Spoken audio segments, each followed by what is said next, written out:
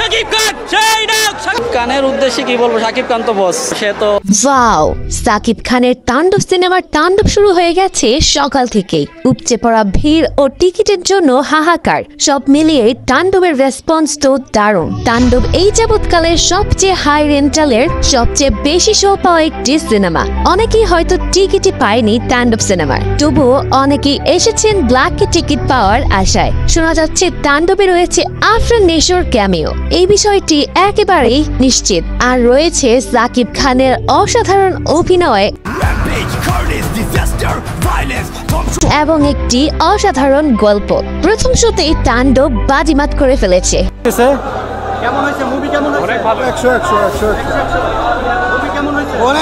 বাকি শো তো পড়েই আছে। তো দর্শক, আপনারা পেয়েছেন তো তাণ্ডবের টিকিট?